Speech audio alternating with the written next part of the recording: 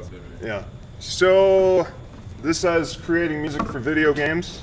It's not necessarily just for video games. It's kind of we're gonna do kind of an overview of what I do to create music, which might not necessarily be the best way to do it, but it's kind of how I've learned to do it and evolved over time. Has anyone here tried to create music on their computer before? Okay, almost everybody. Anybody very successful at that? Did it sound cool? Okay, that's good because I wasn't sure how entry level to do this. So we'll get started. Welcome. My name is Mike King. I've been doing music related things since about the 3rd grade of my life, so that puts me at a good, I don't know, 30 some years of doing things, playing instruments.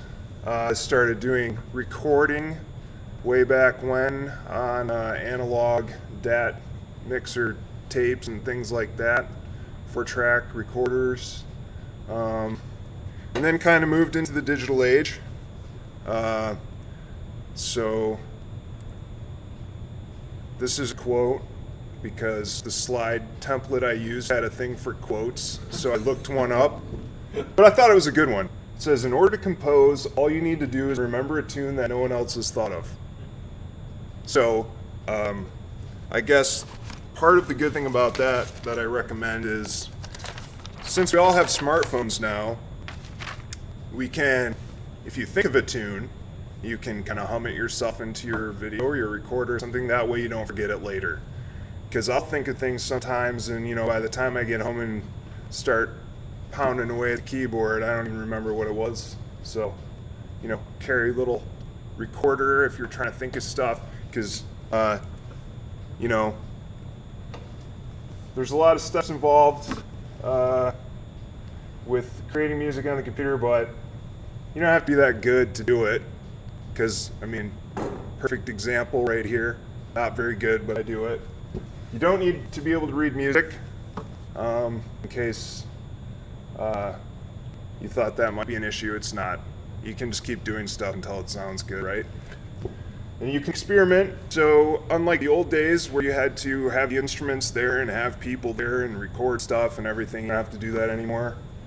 You can just keep doing things over and over on the computer, and until it's good, and then you can bring the people in and do whatever you need to do. And software can help you seem like a better musician than you actually are, which is very helpful for me, especially. So if you can't play instruments, who cares? The computer can do it, right?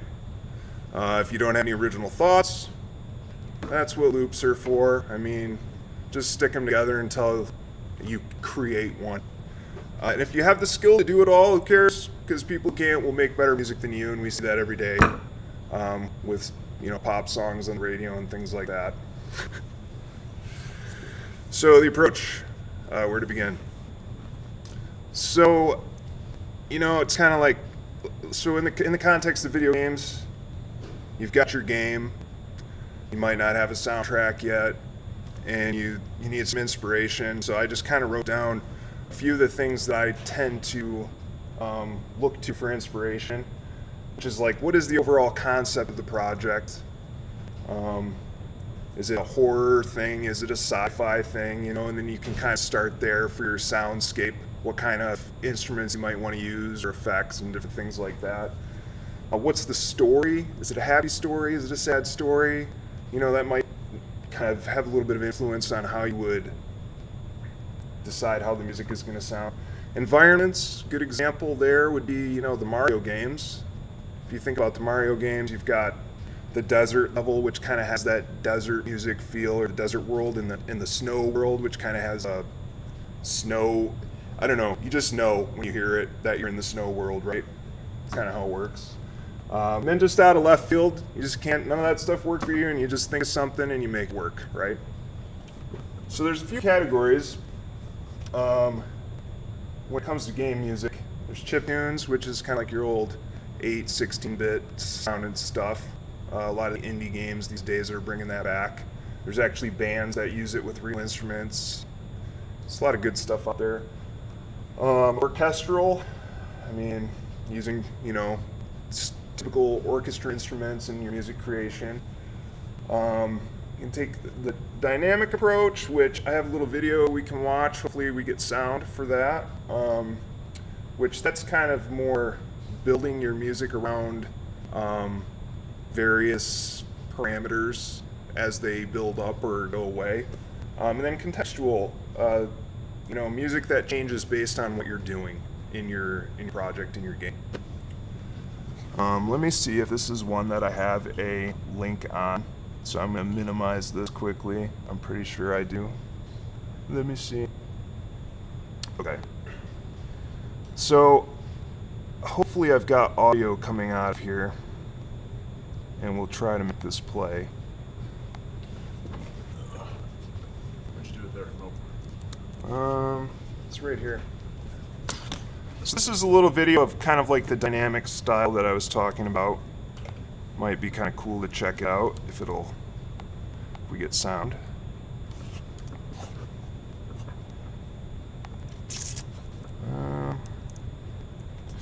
Make sure my audio output here is set to the TV.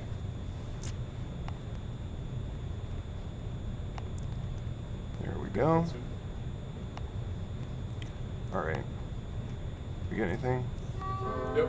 Okay. My absolute favourite piece of music, though, is part of the side quest From the Ground Up. And if you haven't finished that side quest, go check it out. You need to buy the house in Hateno Village to unlock it. Anyways, quest is all about building and populating a small village called Tarrytown. You'll be asked to gather wood, lots and lots of wood, and also find unhappy people throughout Hyrule and give them a new life in Tarry. Now, when you first visit the village, the music sounds like this.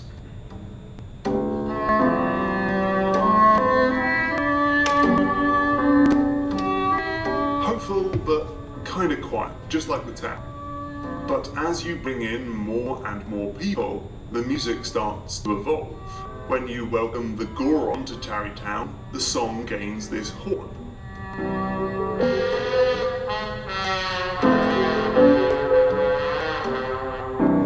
When the Gerudo joins the village, you start to hear this sort of sitar flourish in the music.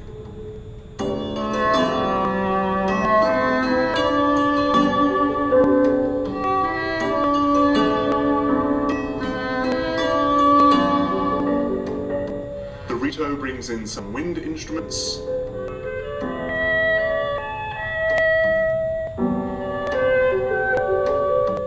And the Zora edition is quite subtle, but it adds some extra depth to the music.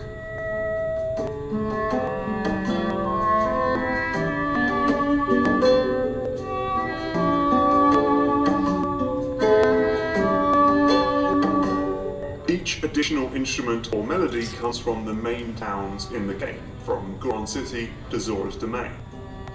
So hopefully that wasn't a spoiler for anybody. But I didn't feel like it really spoiled anything. So that's kind of cool. Like, you might not have noticed that if someone hadn't bothered to make the video, but as you're working in this one specific part of the game, the music is changing as the game evolves. So that's kind of a dynamic way of approaching building the soundtrack. So the music creation process, this is mine. I don't know if anybody has better steps, but compose, arrange, and master. So composition is through your glorious inspiration. Think of the melody in your head, put it into the computer, and then add a bunch of other stuff to it until it sounds cool. I mean, it's really all there is to it. You can run that by some other people. If you think maybe something you think sounds cool, maybe it really doesn't, probably should at least check with a few other people. And then arrangement is figure out which instruments or sounds you want to use in your composition, how they'll fit together, and adjust the various parameters until it sounds cool. I mean, it's a recurring theme until it sounds cool. Even with mastering, you're going to want to get some reference speakers or headphones. And are you guys familiar with the reference speakers or headphones? Okay, so the idea is if you play your music through reference speakers, you're hearing kind of like the most accurate representation of your mix and your master, so that if you played on a bunch of other stuff, it should sound pretty close to that.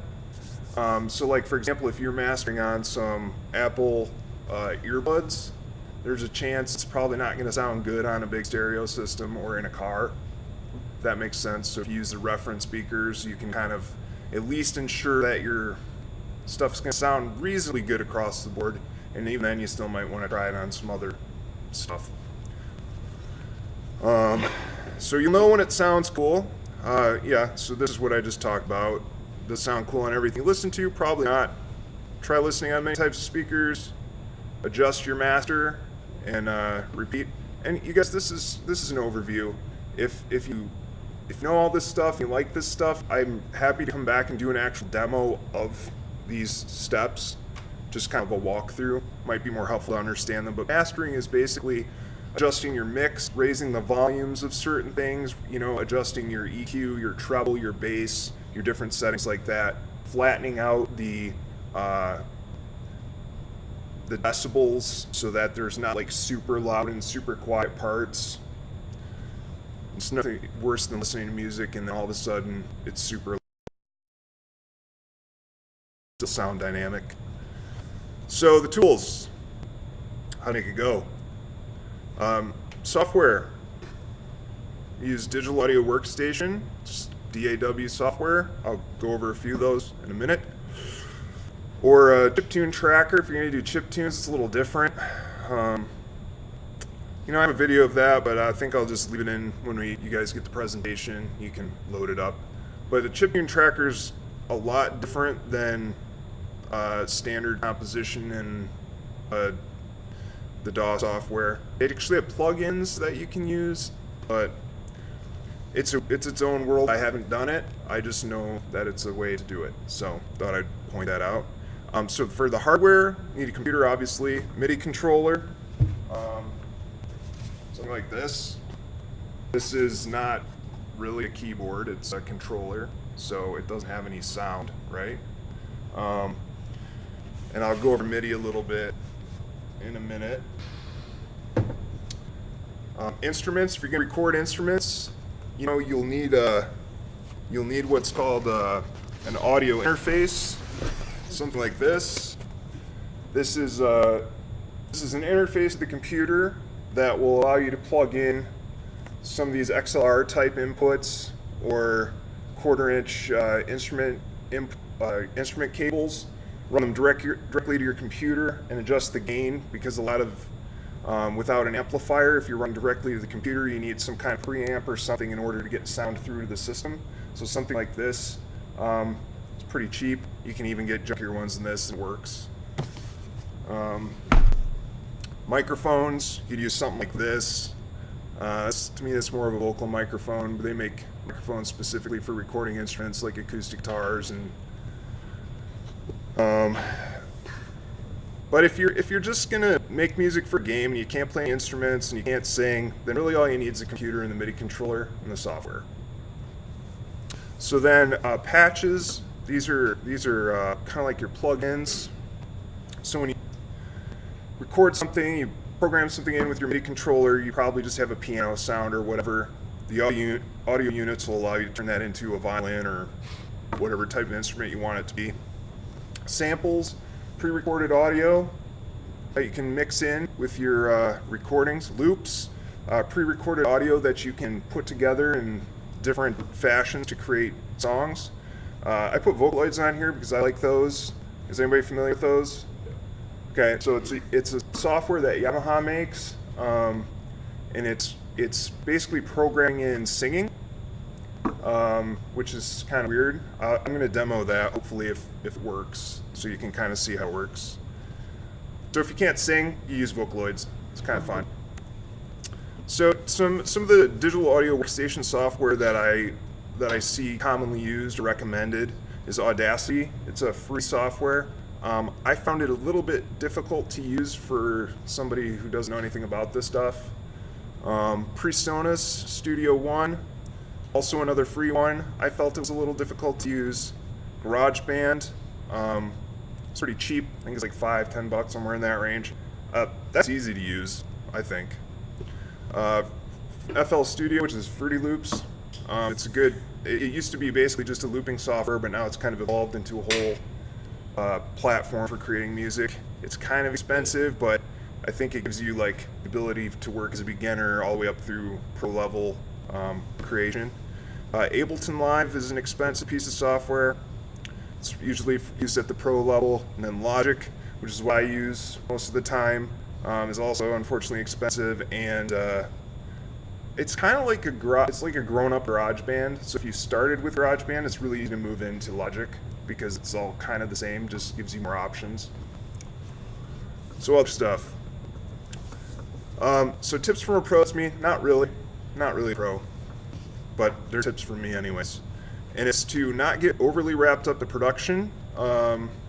If you start sitting down at the computer to make music, I mean, I don't know how many times I've sat there for 8 hours tweaking one track to end up with nothing at the end of the day. Sometimes you just have to say, this is not going to work, and start over with a different idea maybe another day, something like that.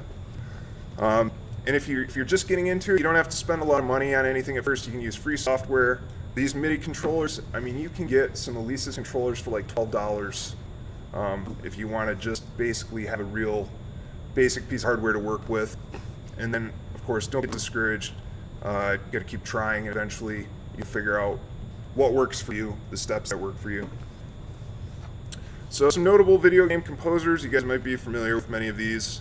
One of my favorites is Jake Hoffman. He does a lot of the more recent popular indie game soundtracks, Shovel Knight, Shantae, and of course Koji Kondo, the Nintendo guy, Martin O'Donnell from Halo, Disaster Peas, Fez, Hyper Light Drifter. It's good. This will be in the slide, and if you just go to Bandcamp and type in these names, you can listen to a lot of the different soundtracks for free. And then there's some notes in here. I think Garrett's going to put this out somewhere where you guys can get it. But there's a walkthrough I put in here for making chiptunes using the Tracker software. It's pretty good. It's a little, I felt it was a little complicated, but some of the other ones didn't really go in depth enough. And then on Twitch, there's a channel called Mint Pushin'. Has anybody watched that? It's actually really cool. They have a lot of kind of popular like indie game developers, music creators, artists, just doing stuff live for actual games. So for example, they had Jake Kaufman on here doing the music for the most recent Shovel Knight add-on, Spectre of Torment, live. He was creating the music, and you could watch everything he did and kind of learn how to do that. And sometimes it gets really boring because sitting there doing the same thing that you would be doing is just doing things over and over until it sounds cool, right? So Bandcamp is a great place to go find game soundtracks to listen to for free, and if you want to support the artist, you can always pay a couple bucks to download them. So that's it for the overview part of this. Does anybody have any questions so far? Nothing? Okay.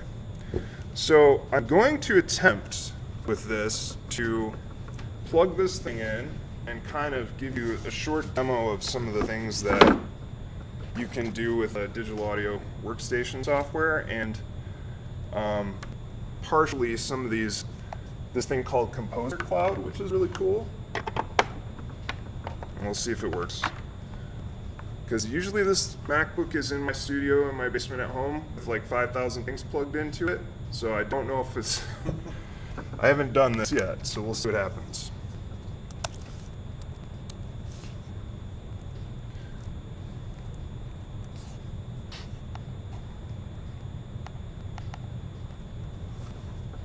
See if it complains about missing audio interfaces and stuff.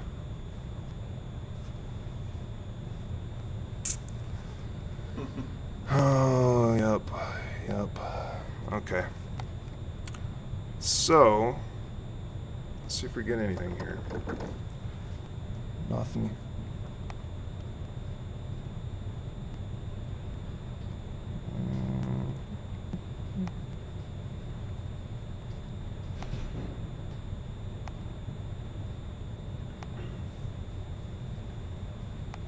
Alright, let's see if this works.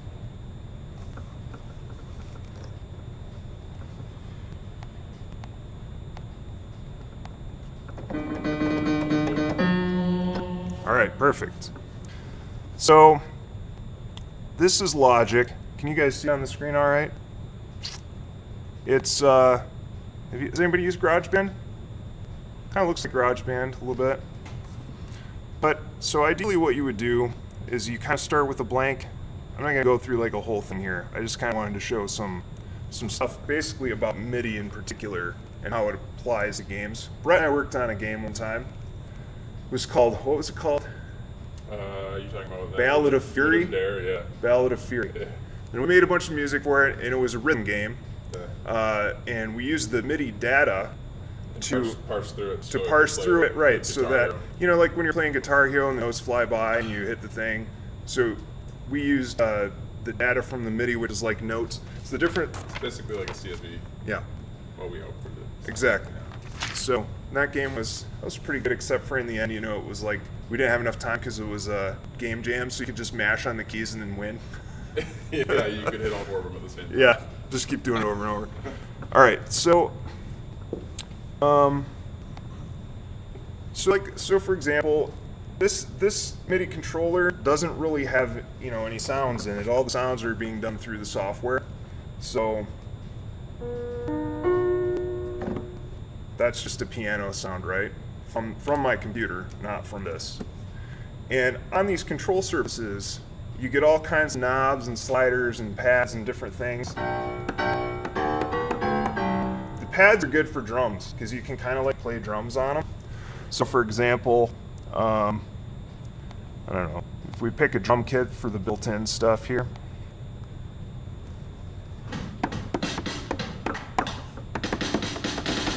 You can even do like drum rolls and stuff on it. They're kind of handy. And so with MIDI, there's a few things kind of parameter-wise that are important. So there's note on or off. So like when you press the note, let me switch back to something that actually makes sound. So when you press the note, that's the on. When you let go, that's the off. That's the data that gets recorded. There's also what's called velocity, which is like the volume. And that's kind of how, I guess, how hard you pressed it. But then there's something called aftertouch, which not all the controllers have it, but some do. And that's where it's a little bit more like you can start kind of lightly pressing it, but then push it really hard and have the volume increase.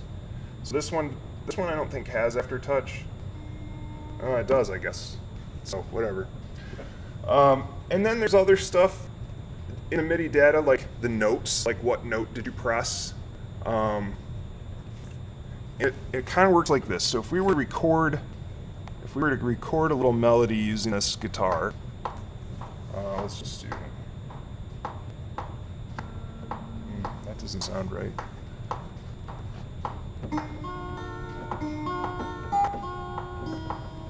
All right, so that's it.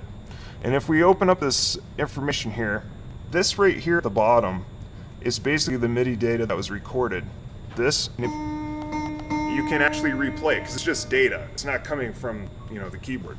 So at this point, if you wanted to say, well, you know, that didn't quite get enough velocity when I pressed it on the keyboard, you can actually adjust those parameters yourself. So it's kind of handy. So you can actually play through everything, and if you mess it all up, it doesn't really matter because then you can go back in here and you can be like, well, I really missed where this note went. Need it to be right here. And then just move it over and now it's there when it plays. So that's why I said you don't really need to be good at playing instruments or even need to be able to play them. If you can sort of bang out something close to what you want it to be here, you can then go in here afterwards and adjust this. So part of the beauty of this, I'm going to see if I can get these audio units working because these are really cool. Let me see if I can open up a project that I worked on. I don't know if I have any on here, but we'll see.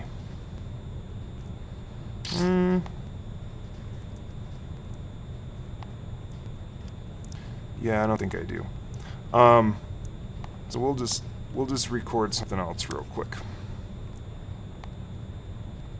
Just use the piano. Actually, you know, we don't even have to record. So let me fire up my East-West sound libraries here. So this is the thing called Composer Cloud, and this is the coolest thing ever. So it used to be where if you wanted to use these very expensive samples, which are used to create like Hollywood movie soundtracks and things like that, it's basically they record actual real instruments from all different angles, at all different volume levels in different rooms and everything like that, and you have access to all this stuff to replace your MIDI notes with these instruments. It used to be that one of these things would cost like $1,000, like one trumpet. So now the same company has come out with this Composer Cloud thing where you can actually have all the instruments, but you just have to sign up for a year and pay per month like $30 a month. It's a way better deal than buying one trumpet for $1,000 and one mic position. So, for example, if we were to turn this thing into an audio unit here, let's see if I can remember how to do this without my rest of my stuff hooked up. MIDI through. Let's see. Yeah, I don't even know if I've got the right.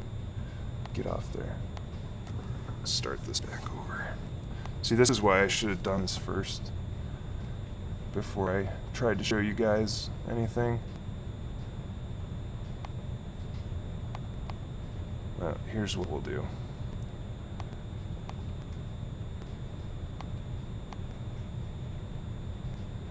This is what I wanted. So get out of here. All right. So we've got these things called audio units, and they are basically plugins, I guess you could say. I don't know if they're actually showing up here because I started it after loading Logic.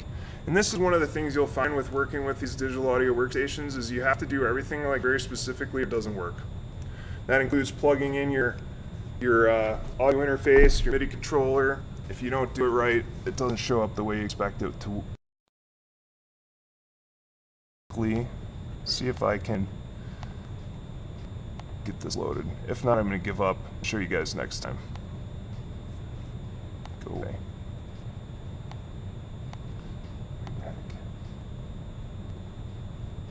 Alright, forget it. I'm not going to do it. I'll restart it one time and we'll see what happens. I know. I appreciate it.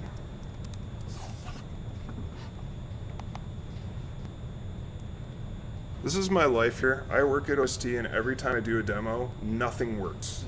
So I'm totally used to it at this point. Alright, so you get out of the way. And we're going to say, let's see these audio units, compressor. Alright, so this is an example of an audio unit. And it looks like all I've got, do they really only have these?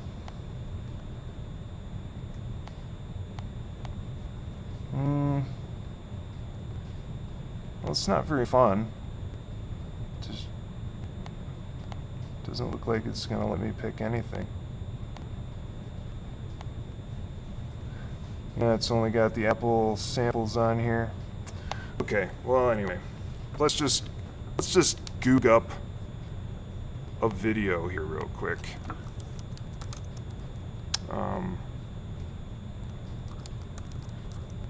People will sometimes, yeah, here we go. Here, this might be good. So this is made using these samples from East West.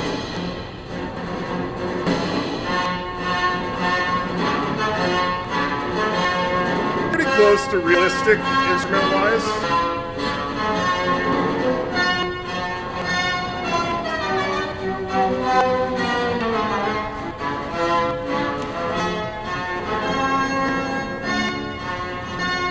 And if you didn't know they were fake, I mean, it doesn't sound like old stuff, you know, from 10 years ago. It sounds pretty realistic. So the idea is, with these libraries, if I could have shown you, you would do your music on here, MIDI, and then you replace any track that you added with any of these instruments. So there's free stuff out there too. If you don't want to pay for something like Composer Cloud, there's also free stuff. And I'm assuming since I can't show you, let's try this real quick, see if this works.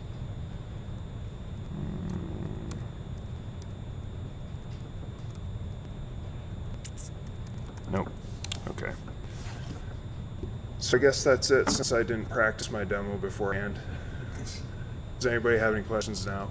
Do you have any finished examples of stuff you've done? MP3s or anything? Yeah. Don't be shy. Violent Soul. You can do it. Let's do Violent Soul. Okay. Just don't show the video that goes with it. No, we're gonna show the video too. Okay.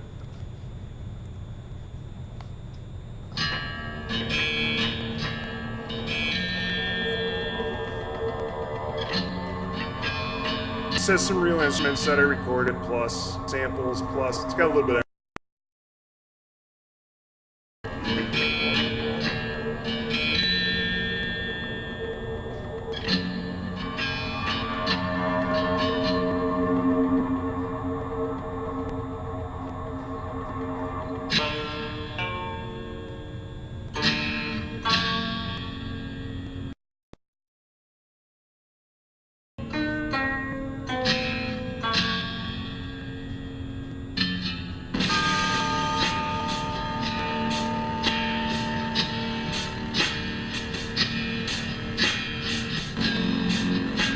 There's analog synthesizers that I threw in here.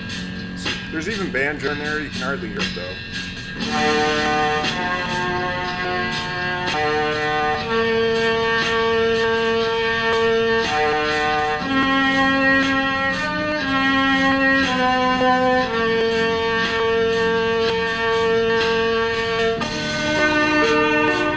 This is fake violin from the East West Library.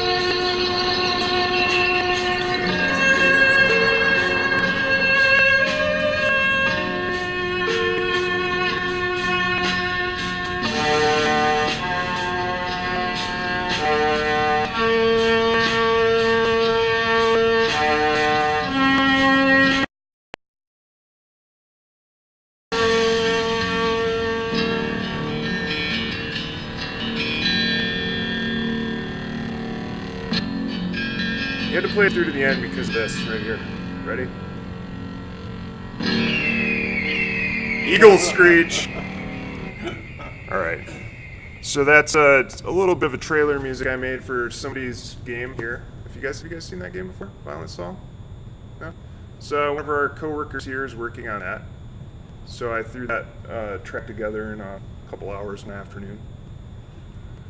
Just got out the acoustic guitar and started messing around on there till I found something that looked cool, threw a bunch of effects onto that, recorded it. Basically all the steps I showed you, just kept doing things until it sounded all right by the end. And then I listened. I'm surprised it sounded good on this TV, to be honest. it sounded pretty good. Sounded clear. The beginning sort of reminded me of Bastion once I played that. Yeah. Has a similar Yeah. twang. So like kind of went for a sci-fi western vibe because it was a space cowboy type game. Yeah. So yeah. So there's an example of something. Anyways, most of the stuff I do is like metal. So I don't know how relevant it would be except for our Ballad of Fury. Yeah. It's too bad. Did we make a trailer for that? No. Is it still loaded out I think anywhere? it's still out there. Is it on the Jam site? I think so. I don't even want to try to run it. It probably doesn't run on Mac. We should. No, didn't we load up? Wasn't it a WebGL? It might be. Build it as WebGL. It might be. Don't Well, worry. at any rate, we'll find the link to it and we'll post it Yeah, along with that the works. presentation, and you can play Brett and I's rhythm. I think we wrote something like 11 songs in a weekend. None of them are very good. Was it 11? I think it was like 6. No, there is like 11, I think. Really? Yeah, because we had Oh, we had an intro song. yeah, and the background music Yeah, and all the that's other stuff. True. Good point. Yeah, and basically all that was is I went to my house and jammed a bunch of metal riffs and used fake drums, and it was pretty sweet. The dubstep one's pretty bad. The dubstep one is bad. So the idea behind the game was, do you guys care if I tell you about this? Because it's kind of funny. So the idea behind the game was you're this, like your guitar shop, you go to your guitar shop and you find out it's closed. Yeah, the And you're like, shut it down. yeah, the Illuminati shut it down, Yeah. right? And you're like, this is ridiculous. So then you walk along the street and you keep running into these various characters, and each one can be defeated by playing a certain type of music that they don't like. So for example, one of the characters is this granny, and you run into her and you have to pick, like, it's like a Final Fantasy thing, it's like turn-based, where you pick your genre of music you want to play. So I think the granny didn't like dubstep. Yeah, I think so. Yeah, so then you play the dubstep song, and then she's like throwing her Medicare bills at you, or Social Security checks or whatever they were, I don't remember. And you're taking damage, but if you're hitting all your notes in the rhythm game that's going on, you're mitigating that damage and doing damage to her. Basically, you have to defeat the person before your character dies. So then you fight through all these various characters. There's a hipster that throws like vinyl records at you. It's terrible. Yeah, you defeat him with pop. And then you get to the end, and it's Illuminati, and it's a lizard, right? Yeah, Isn't yeah. it some kind of lizard? Yeah. Yeah, all custom artwork, He everything. shoots money at you, I think. I was surprised how good that turned out, Yeah. despite not driving us nuts. You know? Yeah. Yeah. So we'll put a link out for that if you guys want to try it. It's just funny, and it's going to seem really hard if you try to play it the way it's meant to be played. So I just suggest just hitting No, all the try to play it the right way. just hit all the keys at once until you pass each section. If you're a rhythm game player, you play the right way. That's true. We did beat it by playing it the Yeah, right way. Some people said there was latency issues with. Yeah, it with depends on the screen you play it on, because we didn't like create a calibration tool or anything. Right. But it might be cool. Can we release the source code to that to show what we did with the MIDI data? Because that might be useful. Yeah, I think I used like a separate script to parse it out and then turn Maybe it we can just into- post that along with the. Yeah. Maybe we'll If I still throw it have out on GitHub and put a link in the presentation. It's just kind of a cool thing to say, go out, find a MIDI file, plug it in, and then see how you could mess with it with the game. So it might be kind of fun. So that's it. Sorry if I took too long. I got a question. Yeah. Now, when you're making your files and stuff, are you out exporting them each little segment in a different file? And these files, do they all have to be able to run as loops? How's that? So you mean for if you were to plug into a game? Yeah, Okay, you yeah. have a game with the different characters and they've added a different audio. Are those? Yeah. Those all be different. Right? So we kind of did this in a weird way. So for example, if you had 10 tracks, you had your bass, your melody, maybe some drums.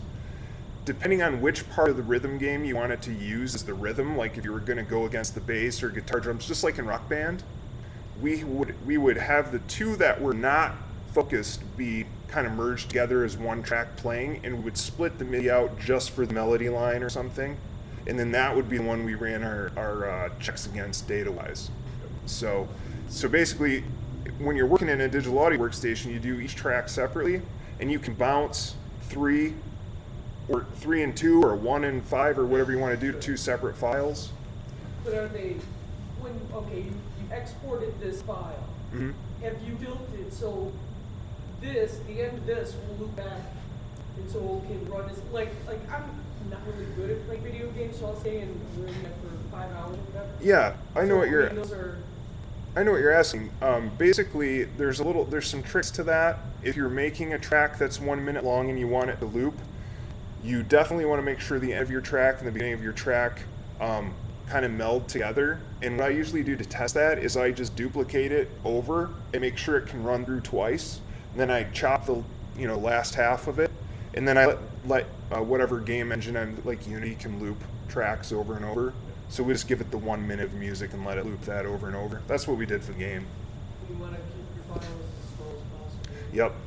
Yep. Without making it too redundant. Yeah, so you can compress them into MP3s, which I think is what we did. Yeah. We did MP3s. Yeah. Additionally, some games do more dynamic music, in which case you can break out individual tracks and loops. And Unity has a mixer. You can kind of manipulate that based on what's happening. Similar to your question, you mentioned a 1 minute section. For the other example you had up there, where you're doing different sounds over top of it, Mm-hmm. would you take, let's say, 12 measures or something, and take that and just keep looping that? Or obviously you want to have the long one because it's different from music, but do you have some kind of rule from there for being able to? Yeah. Files? I mean, I typically try to start. I don't know, because I'm not very good at playing the instruments, so it might take me if I want to play a 1 minute song, there's no way I will ever be able to play guitar for 1 minute without messing up. So I try to say, okay, where are the places I can break this down? And so then it's usually somewhere around 8 to 16 measures. that I can play before I mess up. And then if it's, if I'm playing same rhythm line for 2 minutes, then I'll just copy and paste that a bunch of times because you're just looping those same things together. But to answer your question as far as like, for something like the Zelda video, I would assume without knowing what they did, there's probably an infinite looping backing track, and then they have other tracks that they just turn on or off on that. That's probably how they approached it. So for example, when they brought the horn in, they would probably have one time through where they turned that on during the looping part, and then another time where they didn't. Something like that. So, concept hardening, there's this idea of something making very small pieces, like say 6 copies of a composition, just itty-bitty little broad strokes, kind of things that you wish to build up into your composition, but you have a way of trying multiple things in parallel. Is there any kind of similar methodology when you're starting to try and find this using, or is it just kind of hard to do that just because the nature of just kind of being in your experience? So I don't know if this would help, but I brought this book. This book is called Music Theory for Computer Musicians, and it's basically aimed at people who don't know anything about music theory. And it kind of gives you some examples of how you construct like what would be considered a complete song. And then I guess to answer your question, what I would normally do is break those pieces out into smaller pieces. So you've got like your rhythm, your bass line, your chorus, your melody, all that stuff. Most of those can be really tiny. Like your bass line might only change 2 or 3 times an entire song. So then you basically have 3 chunks of a bass track. Your melody might play throughout the whole thing, but usually that's the longest part, and it loops, and you just change the instruments or the volume or whatever on that. So I guess, I don't know if there's like a standard by the book way of doing that. I pretty much just try to break it down into small pieces mostly because I have a kid and a dog, and every time I try to record something, one yells or one barks. So I just have to go as small of chunks as I can. So I don't know if that helps.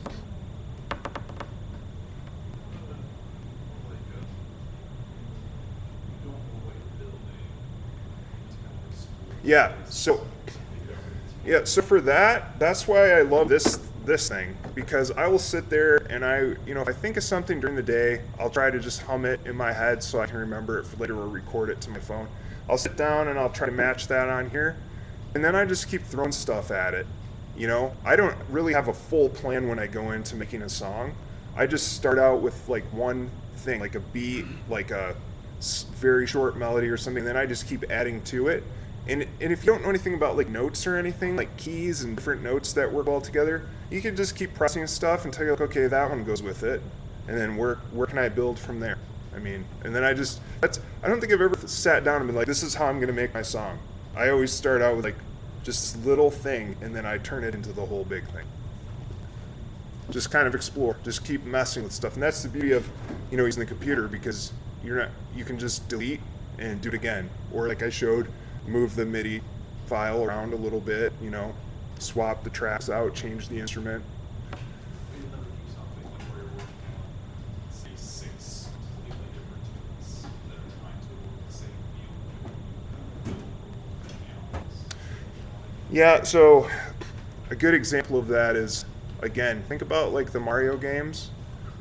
All the levels have a different kind of soundtrack to them, but they all are based off like this core melody that you'll always hear, you'll hear it sometime in the song, right?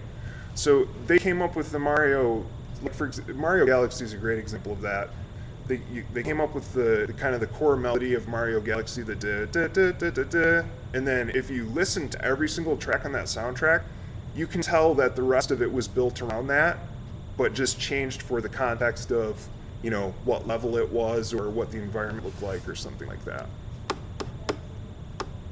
Is that what you're asking, or am I just keep missing it?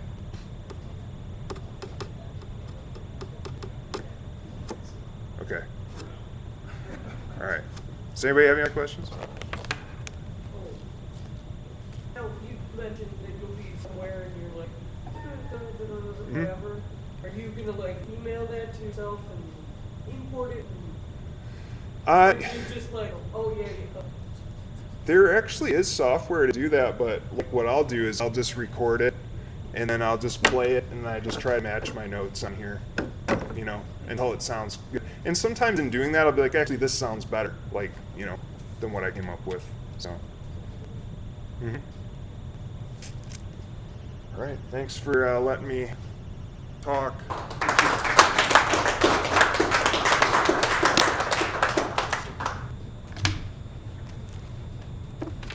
So, real quick question though, would you guys be interested in like being walked through creating something from scratch till it's finished? I mean, you could do a minute of music, but it takes an hour. So if anybody be interested, yeah, I mean, I'll have a plan. It won't just be out of the blue, but if you guys really want to see how it's done, I can make sure everything works next time. And just let Garrett know if that's something you'd be interested in. Can do it. Or Brett. Or me. Or anybody that works at OST.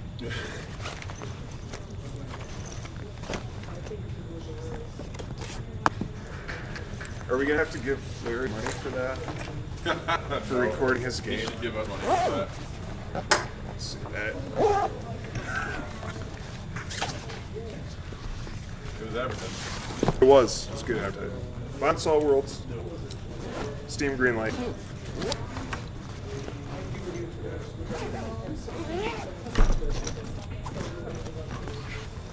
We stopped the recording. Yeah.